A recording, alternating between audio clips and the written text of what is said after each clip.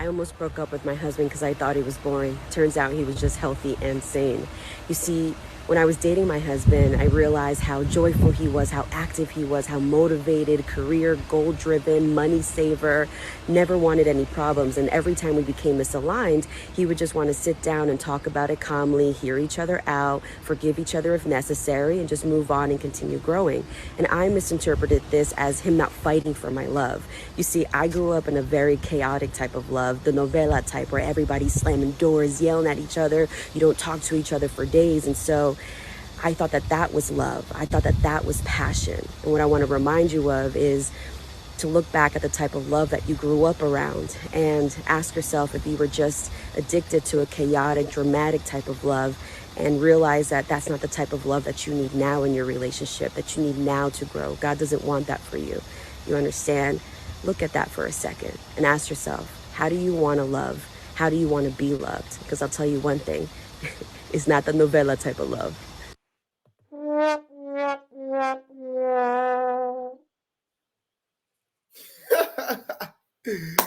So it's a lot to fucking unpack here because you heard what the fuck she done said. She done said a lot of shit, right?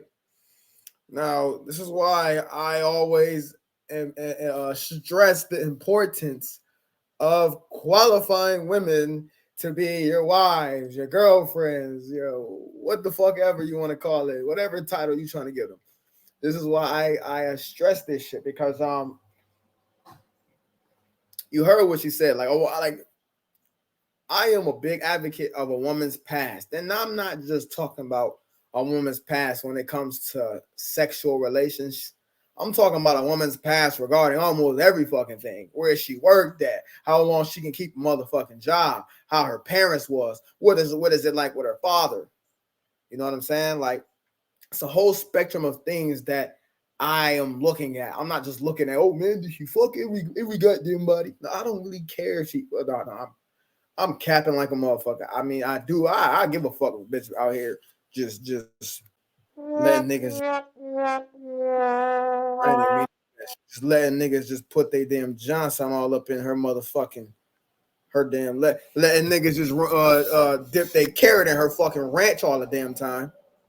You know what I'm saying? Like, us, man. We ain't gonna eat off another nigga who double dip. You feel me? Or a bunch of niggas putting they carrots in a row. We want our own shit. That's just how we really possess it. But first, she said in here it was one thing that she said that I did catch. She said that she was used to love being something else. One of the number one questions that I ask a woman, what is your definition of love? Now, you know why I ask women what their definition of love is? Because if a woman start telling me, oh, her definition of love is some emotional shit, or if some toxic shit, her definition of love, right? This one right here, her definition of love, what it was is arguments, toxicity, yelling and screaming, and then not talking with each other, breaking up and shit like that, then getting back together. That was her definition of love. And that was what she seen growing up. So that's why it was her definition of love, because that's what she's seeing growing up. Now, granted, she matured. She got the help she needed. She probably watched the fucking video on YouTube, fucking probably Kevin Samuels or some shit.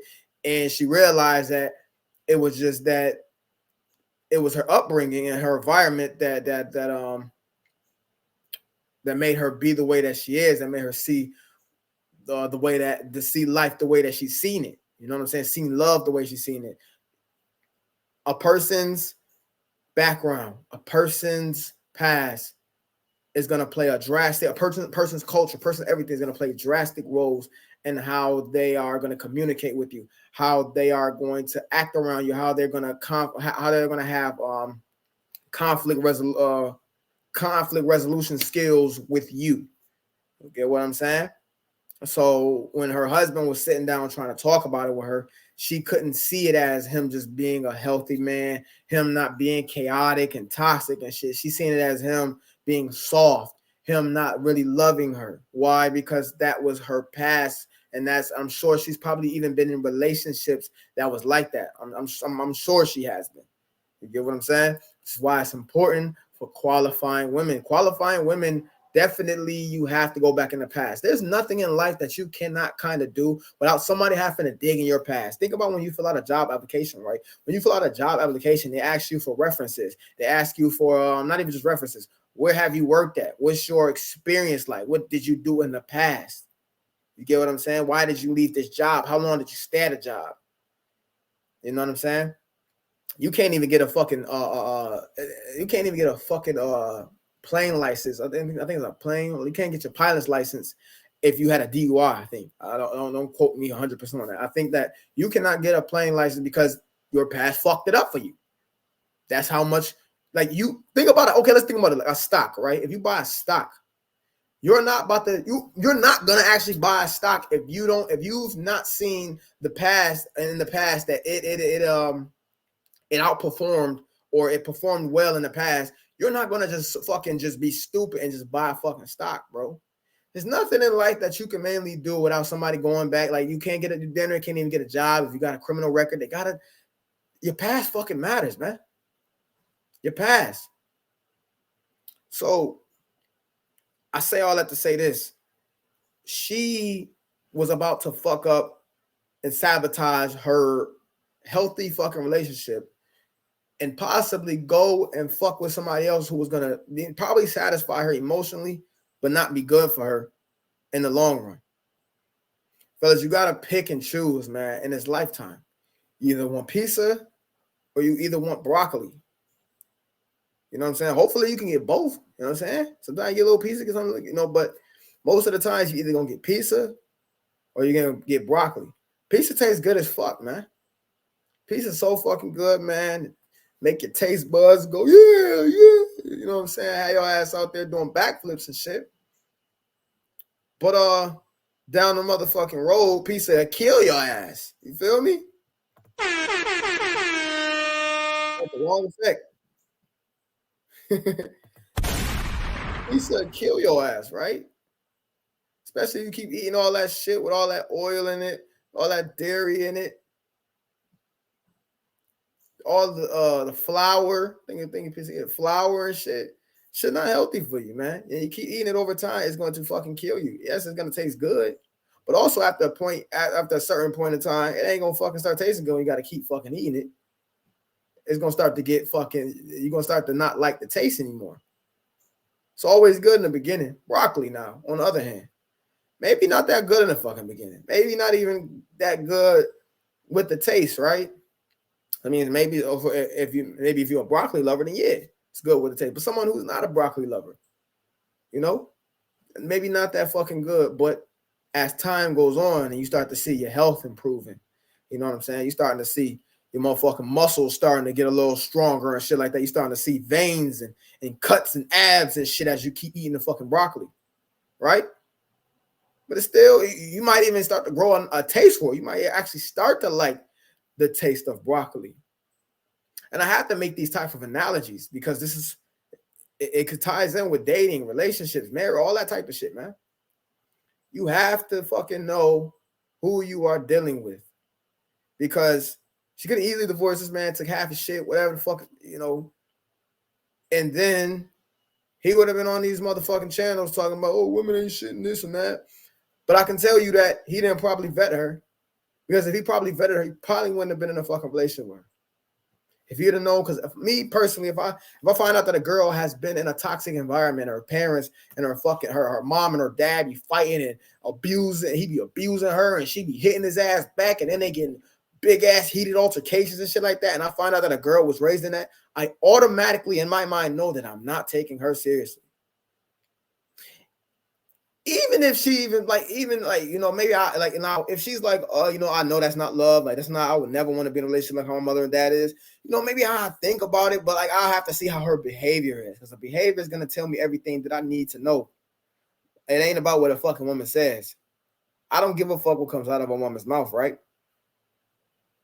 So, fellas, you have to be very strategic in how you pick and choose and deal with women. Very strategic in how you